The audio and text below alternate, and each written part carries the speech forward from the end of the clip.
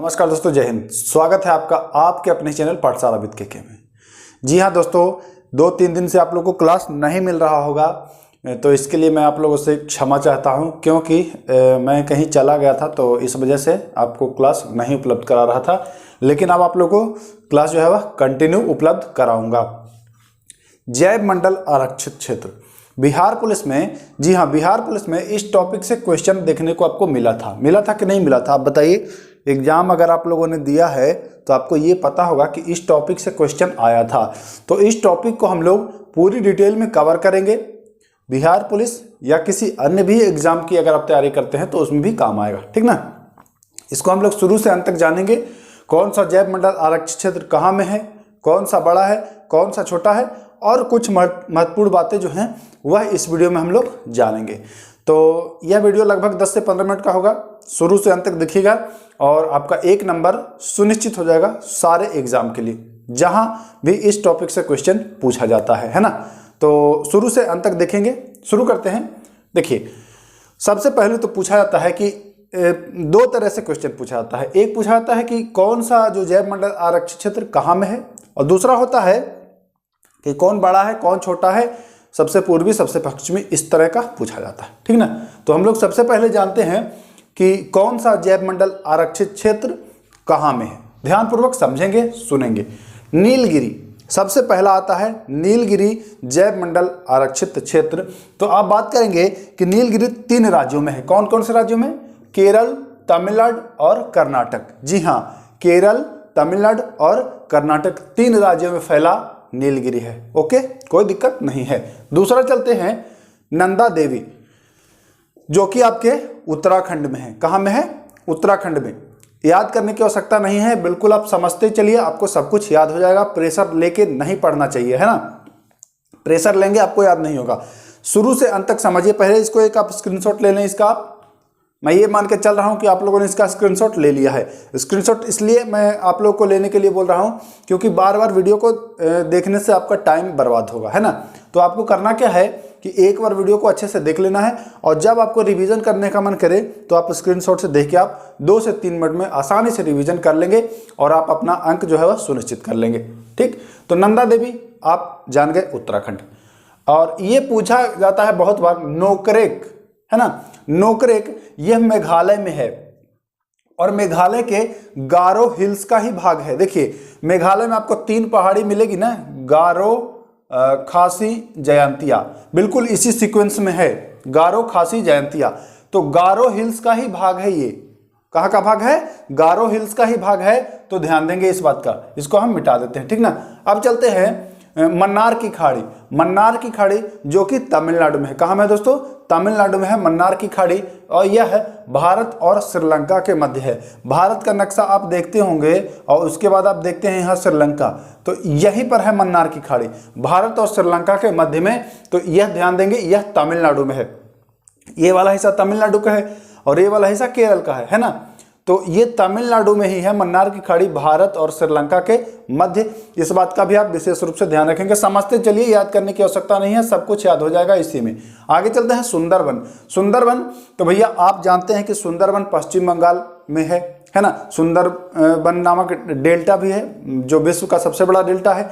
तो सुंदरवन अगर बात करी जाए कि सुंदरवन, तो बताएंगे पश्चिम बंगाल में जैव मंडल आरक्षित क्षेत्र है, जो कि भारत का है। ओके, उसी प्रकार से चलते हैं मानस। मानस जो है वह असम में है। कहाँ में है? असम में। असम की राजधानी दिसपुर आपको पता ही है।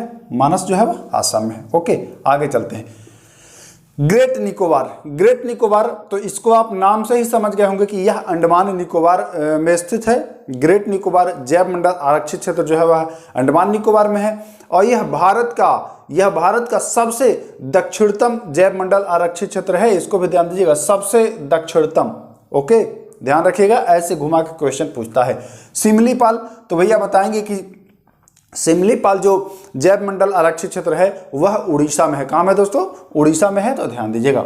एक और पूछा जाता है डिब्रू सैखोवा। डिब्रू सैखोवा यह असम में है। कहाँ में है? असम में है। यह जैव मंडल आरक्षित क्षेत्र है डिब्रू सैखोवा नाम से, जो कि आपके असम राज्य में स्थित है। ध्यान रखेंगे, याद हो जाएगा आसानी से। दिहांग दिवांग।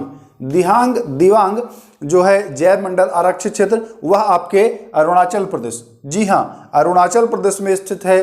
अरुणाचल प्रदेश की खास बात मैं बता दूं कि भारत में सबसे पहले सूर्योदय अरुणाचल प्रदेश में ही होता है। अरुणाचल प्रदेश की जो राजधानी है वह है ईटानगर। ओके ठीक ना, ध्यान दीजिएगा, अरुणाचल प्रदेश ईटानगर। आगे चलते हैं पंचमढ़ी। पंचमढ़ी आपके मध्य प्रदेश में है।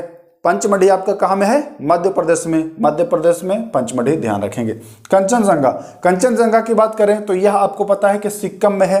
कहाँ में है? सिक्किम में है। यह जैव मंडल आरक्षित क्षेत्र है। अब आपको लग रहा होगा कि सर ये तो आप चोटी का भी नाम बता रहे हैं, तो देखिए चोटी का भी नाम है और वहीं पर जैव मंडल आरक्षित क्षेत्र उसी को घोषित किया गया है। तो वह ये मत सोचिएगा कि ये दूसरा कोई अलग से बनाया गया है, नहीं, उसी का ही भाग है। ओके, ध्यान रखिएगा। आगे चलते हैं, अगस्त मलाई। अगस्त मलाई यह आपका तमिलनाडु में है। कहाँ में है? तमिलनाडु में है, तो ध्यान रखेंगे इस बात का। आगे चलते हैं, अचान कमार और अमरकंटक, यह मध्य प्रदेश और छत्तीसगढ़ में है। बहुत बार पूछा गया है अचान कमार और अमरकंटक, ये इंपॉर्टेंट है, ध्यान रखेंगे। आगे चलते हैं, कच्छ कारण। कच्छ कारण आपका गुजरात में है। कहाँ में है दोस्तों? गुजरात में है। यह दलदल है, पता है ना आपको, यह दलदल क्षेत्र है कच्छ कारण, तो ध्यान रखेंगे गुजरात में है। आगे चलते हैं,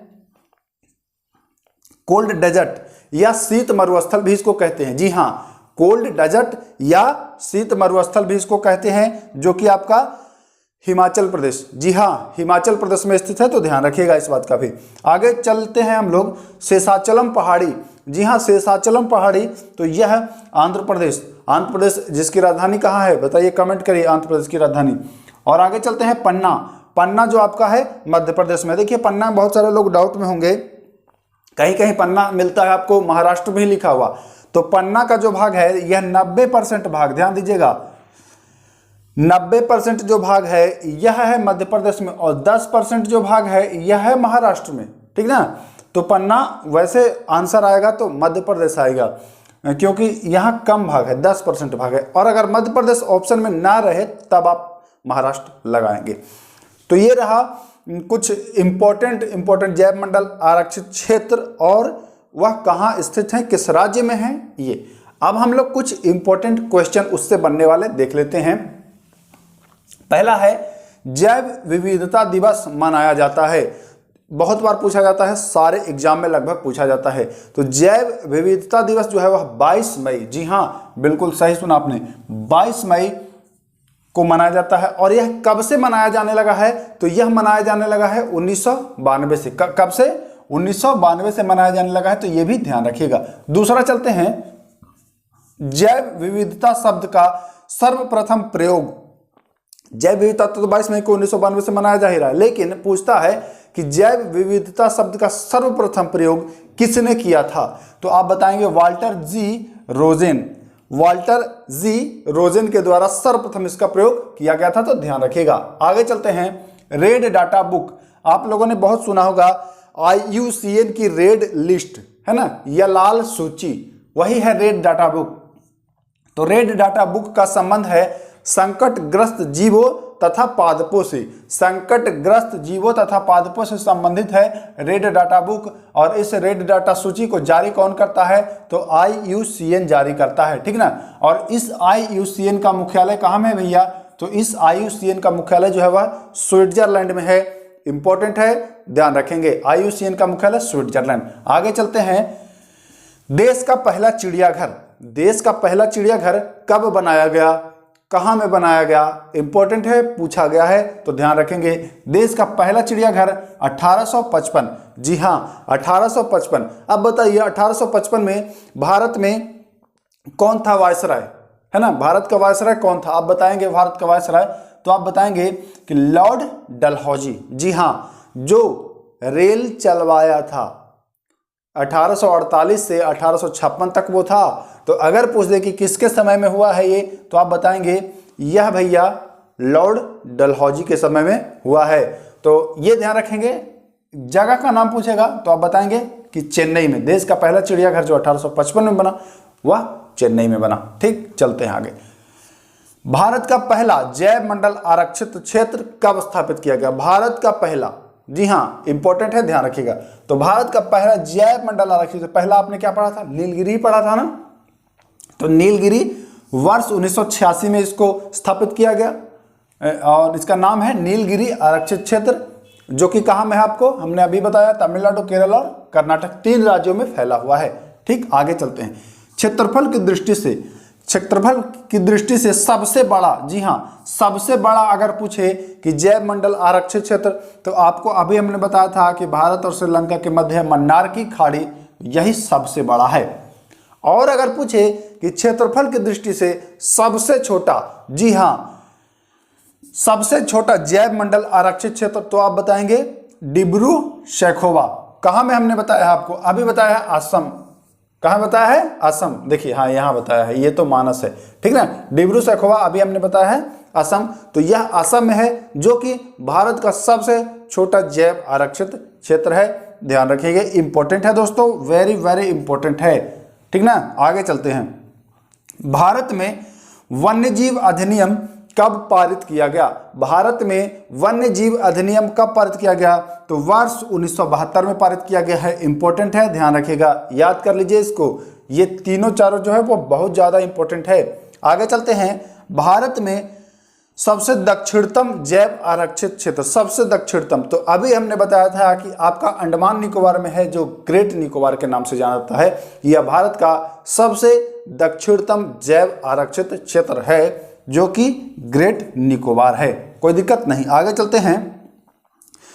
भारत का सबसे उत्तरतम, यानी कि सबसे उत्तर में स्थित जो है वह जैव मंडल आरक्षित क्षेत्र, वह कौन जैव आरक्षित क्षेत्र है, तो आप बताएंगे कि कोल्ड डेजर्ट यानी शीत मरुस्थल, जो कि आपको हमने बताया हिमाचल प्रदेश। कहाँ में, हिमाचल प्रदेश में है।